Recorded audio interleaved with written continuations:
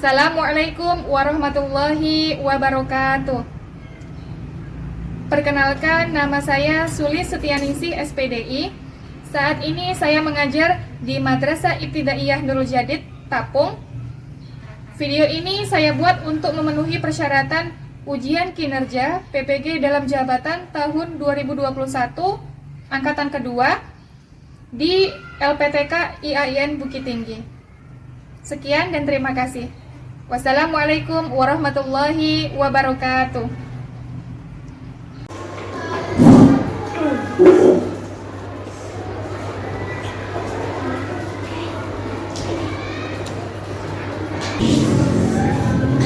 Bismillahirrahmanirrahim. Assalamualaikum warahmatullahi wabarakatuh. Waalaikumsalam warahmatullahi wabarakatuh. Apa kabar anak-anak Umi yang soleh dan solehah? Alhamdulillah, luar biasa. Allahu Akbar. Yes. Alhamdulillah, Umi doakan kalian semua dalam keadaan sehat walafiat. Baiklah, sebelum kita memulai pelajaran pada hari ini, mari kita berdoa bersama-sama. Ayo ketua kelas, siapkan. Siap, Kak. Berdoa mulai.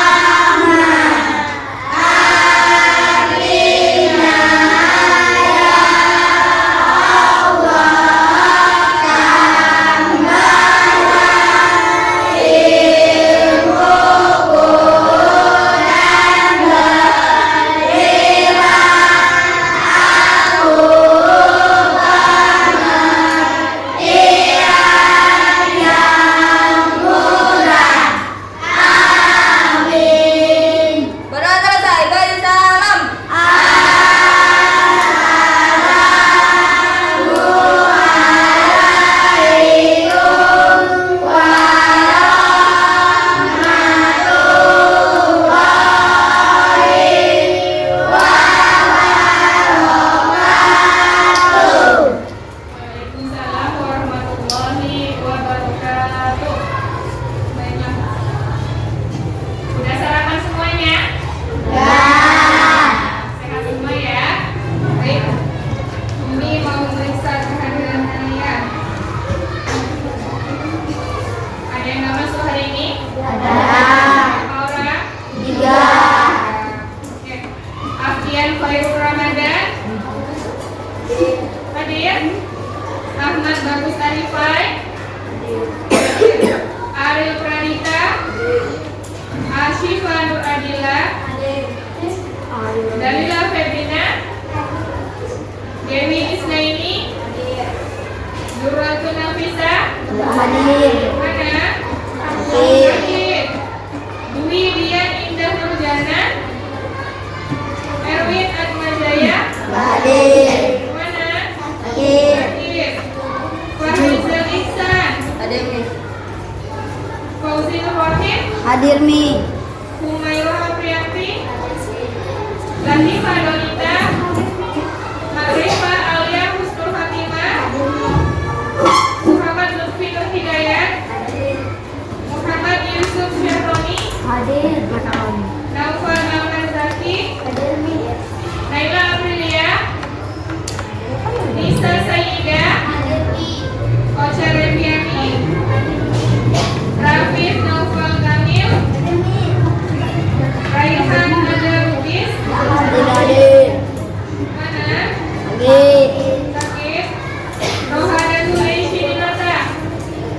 Surya Triatmaja, Hadir Mi.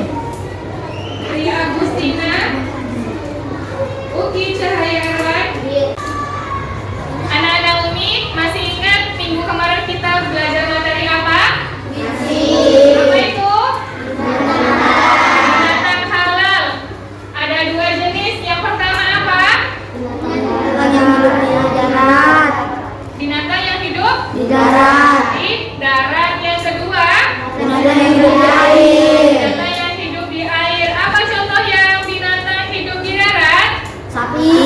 Sapi, ayam, kambing, apa lagi? Unta.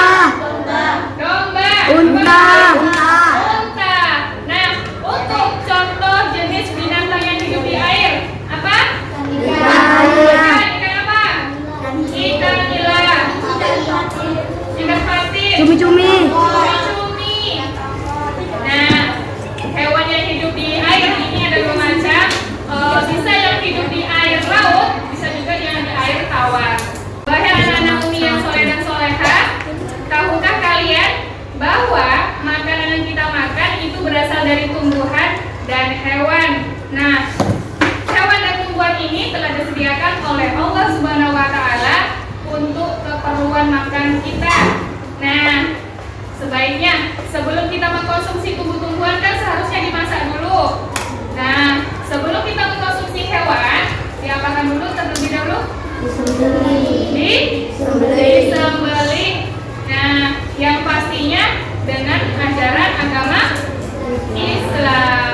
Nah, pada pertemuan kali ini kita akan membahas tentang tata cara penyembelihan, ya. Nah, di sini ada dua cara nanti. Ada penyembelihan secara tradisional dan yang kedua penyembelihan secara mekanik. Sebelum kita memulai pelajaran pada hari ini, baiklah sama-sama kita saksikan video berikut ini.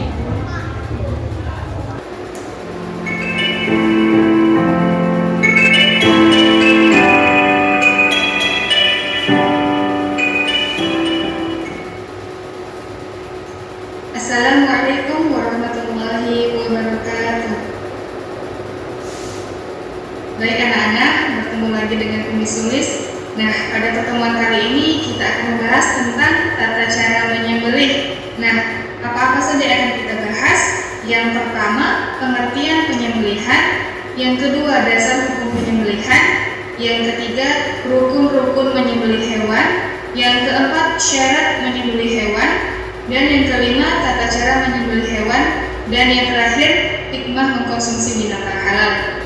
Kita memasuki yang pertama, pengertian penyembelihan. Penyembelihan merupakan suatu kegiatan mengakhiri hidup hewan untuk membersihkannya dari darah dengan menggunakan benda yang tajam yang sekiranya dapat mempercepat kematiannya sehingga memenuhi syarat halal untuk mengkonsumsinya. Selanjutnya,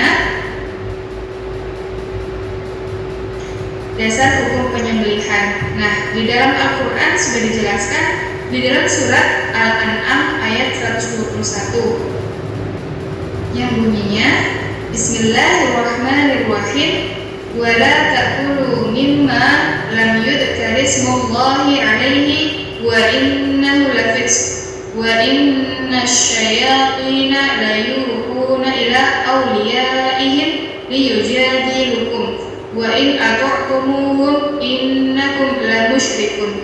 Artinya, dan janganlah kamu makan dari apa daging hewan yang ketika disembelih tidak disebut nama Allah.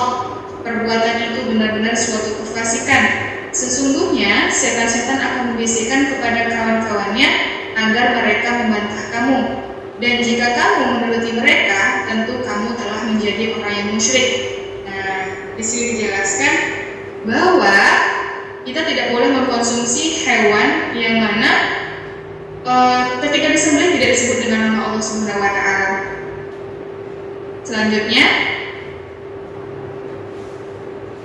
nah di sini dijelaskan ada hadis dari riwayat Muslim yang bunyinya Innallaha katabal ihsana ala kulli syai' Wa idza qataltum fa ahsinu qitlata wa idza dabahtum fa ahsinu dabhata wal yuhidda ahadukum syafratahu wal yurih dhabihata. Artinya, sesungguhnya Allah telah menetapkan perbuatan baik atas segala sesuatu.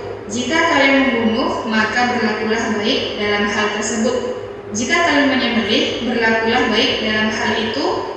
Hendaklah kalian mengasah pisaunya dan menyenangkan hewan sembelihannya. Nah, di sini dijelaskan dalam hadis bahwa ketika kita menyembelih hewan, nah itu kita diperintahkan untuk berlaku baik, tidak boleh berlaku kasar. Kemudian untuk pisaunya menggunakan hewan yang ketika menggunakan pisaunya itu harus diasah dulu. Selanjutnya, rukun-rukun menyembelih hewan. Nah, di sini yang pertama rukun menyembelih hewan harus adanya penyembelih. Yang kedua harus adanya hewan, dan yang ketiga harus adanya alat. Nah, apa-apa saja syaratnya? Selanjutnya, syarat yang pertama, syarat-syarat untuk penyembelih hewan. Yang pertama harus beragama Islam. Nah, orang yang menyembelih harus beragama Islam. Yang kedua, mengucapkan basmalah ketika ingin menyembelih hewan. Yang ketiga, berakal sehat. Di sini maksud dari berakal sehat yaitu tidak gila. Kemudian yang keempat, mumayyiz. Apa itu mumayyiz? Mumayyiz adalah dapat membedakan mana yang baik dan mana yang buruk. Yang kedua, syarat-syarat hewan yang akan disembelih. Yang pertama, binatang yang disembelih adalah binatang halal, tidak boleh binatang haram. Yang kedua, binatang harus dalam keadaan hidup dan sehat. Nah, di sini tidak boleh bangkai. Yang ketiga, syarat-syarat alat untuk menyembelih hewan. Yang pertama, alat tersebut haruslah tajam, tidak boleh tumpul. Yang kedua, terbuat dari besi, baja, batu, atau bisa juga bambu. Yang pasti harus tajam. Yang ketiga, tidak berbentuk seperti kuku, tulang, atau gigi, taring. Kemudian selanjutnya, hal-hal yang dilakukan dalam proses menyembelih. Yang pertama, sebelum disembelih, perlakukan hewan tersebut dengan baik dan tidak kasar. Yang kedua, membaringkan hewan terlebih dahulu dengan posisi rusuk kirinya berada di bawah. Yang ketiga, hewan dihadapkan ke arah kiblat. Nah, yang keempat, membaca bacaan basmalah yang disusul dengan sholawat Nabi dan bacaan takbir. Yang terakhir, mempercepat proses penyembelihan sehingga hewan tersebut mati dengan cepat. Di sini tidak menyiksa maksudnya. Selanjutnya, nah di sini dijelaskan cara menyembelih binatang halal. Itu ada dua. Yang pertama secara tradisional, dapat dilihat di gambar. Nah, tradisional di sini menggunakan pisau. Penyembelihan dapat dilakukan dengan cara tradisional maupun cara mekanik atau modern. Penyembelihan tradisional menggunakan alat sederhana, dapat dilihat di gambar menggunakan pisau. Nah, kemudian sedangkan penyembelihan mekanik menggunakan mesin pemotong hewan. Nanti kita akan menyaksikan videonya. Kedua cara ini bisa dilakukan, tetapi harus tepat sesuai dengan syariat Islam, sehingga hukum mengkonsumsinya menjadi halal. Demikian juga hukum mengkonsumsi daging hewan hasil berburu hukumnya akan menjadi halal apabila ketika akan berburu membaca asma Allah Subhanahu wa taala. Baiklah, di sini kita akan menyaksikan video dari penyembelihan tradisional.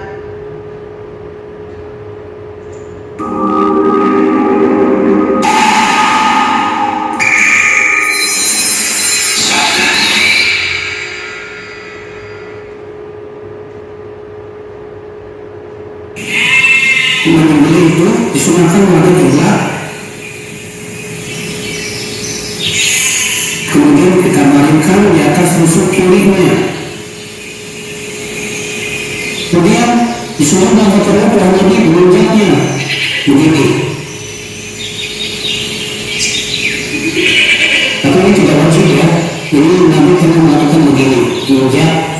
kemudian disembunyi sampai berapa putih.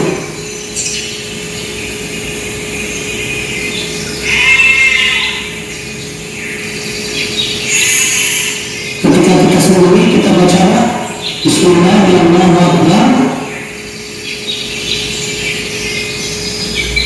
Allahumma taqabbal minni wa ahli baiti.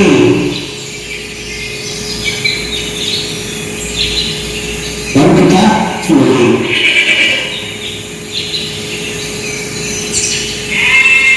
Sampai betul-betul kita yakin sudah mati. Selesai.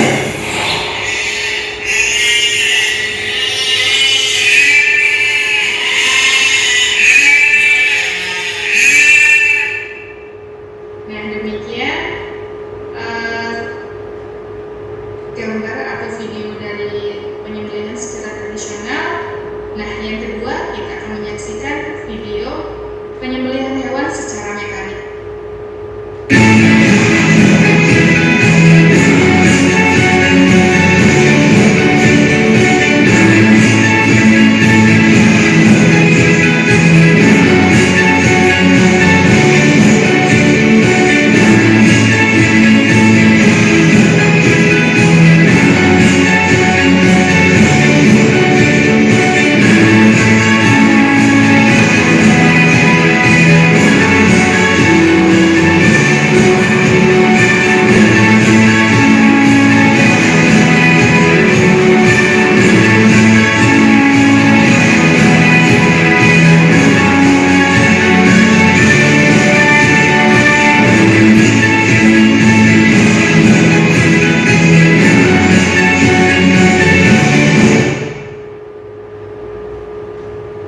Nah, sekian dari video tata cara penyembelihan secara mekanik. Nah, kita memasuki hikmah mengkonsumsi binatang halal. Yang pertama, meningkatkan ketakwaan dan rasa syukur kita kepada Allah Subhanahu wa Ta'ala, yang mana telah menyediakan berbagai macam protein hewani di binatang halal. Jadi, di sini dijelaskan hikmah mengkonsumsi binatang halal yaitu meningkatkan ketakwaan dan rasa syukur kita kepada Allah Subhanahu wa Ta'ala. Yang kedua, memelihara diri secara lahir dan batin, yang mana zat protein yang terkandung di dalam hewan sangat baik untuk pertumbuhan jiwa dan raga kita. Dan yang terakhir, sebagai ujian untuk menguji keimanan manusia, yang mana mampukah kita untuk senantiasa berpegang teguh pada kebiasaan mengkonsumsi daging binatang yang halal dan menghindari binatang yang haram. Bagaimana anak-anak? Sudah paham semua?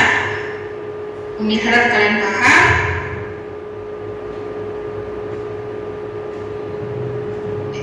Sekian penjelasan dari Umi.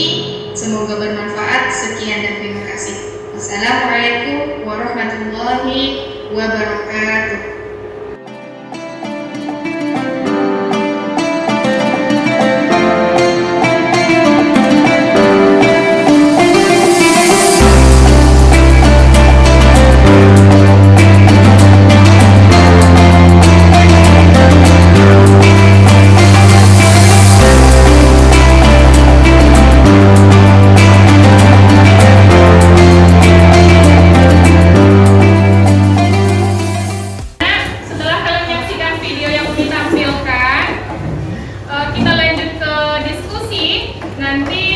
Dibagi menjadi 4 kelompok, masing-masing kelompok maju ke depan untuk menyampaikan hasil diskusi kalian. Baiklah, sudah Umi bagi kelompoknya. Nanti kita perwakilan satu orang maju ke depan. Baik, kita mulai.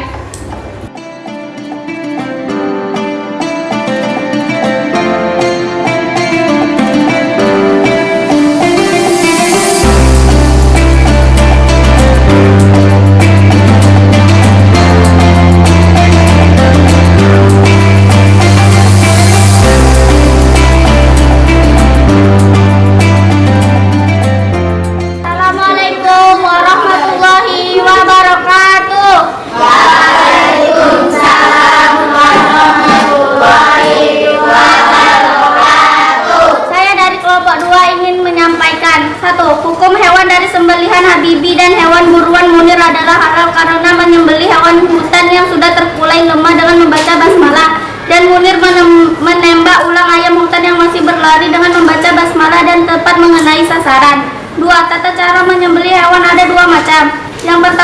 secara tradisional, yaitu syarat orang yang menyembelih harus beragama Islam dan membaca bismillah ketika menyembelih.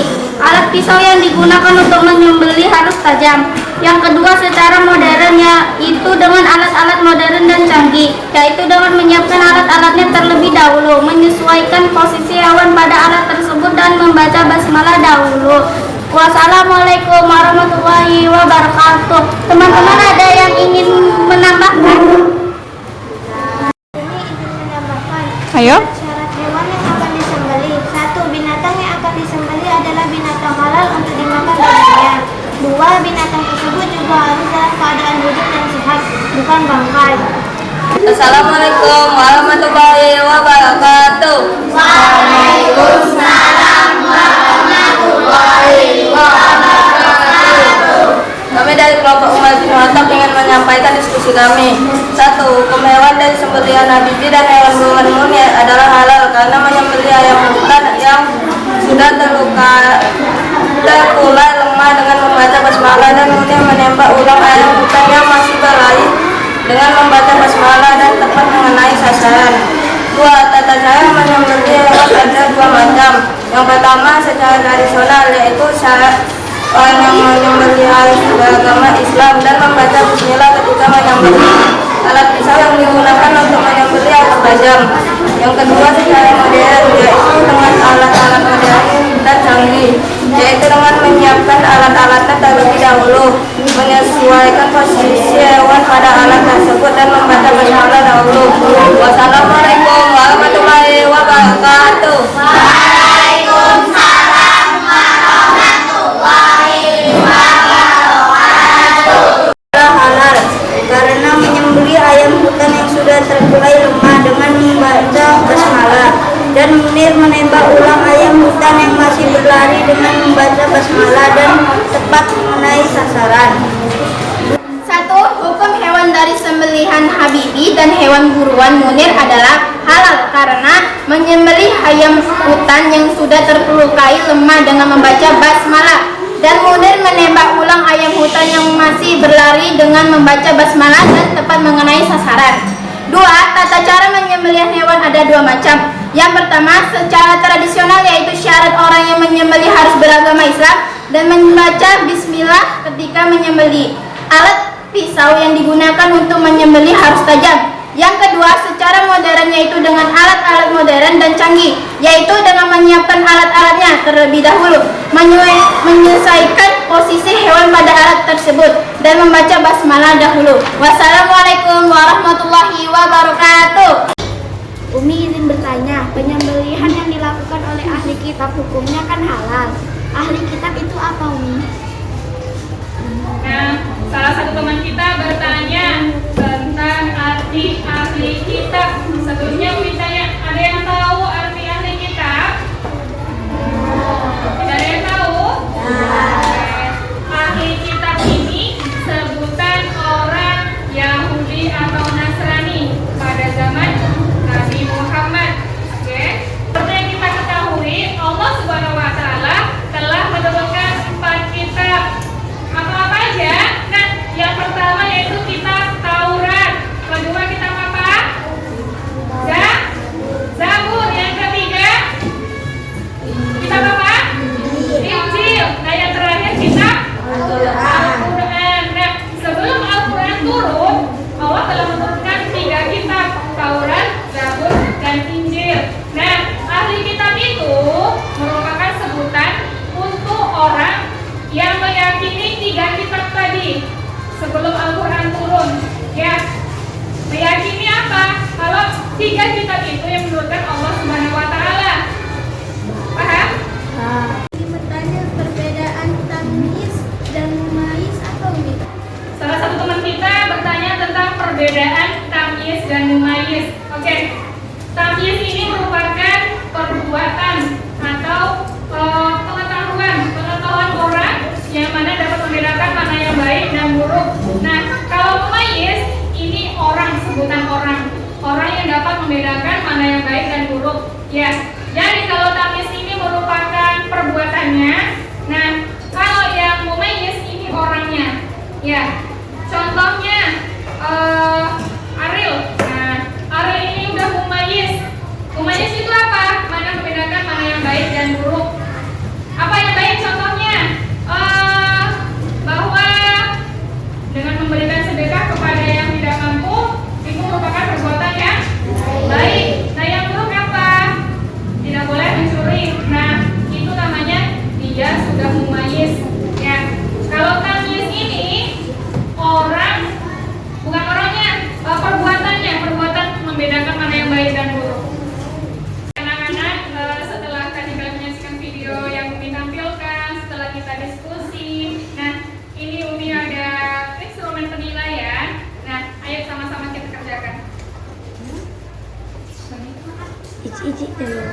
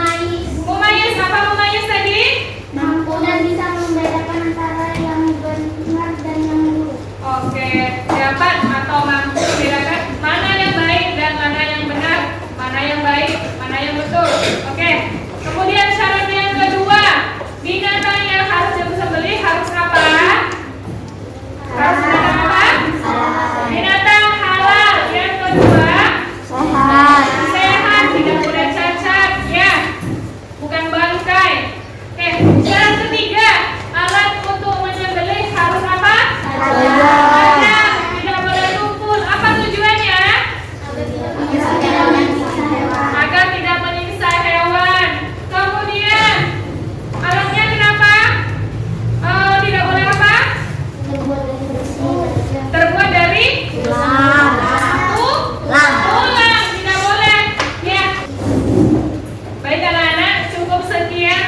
materi kita pada hari ini tentang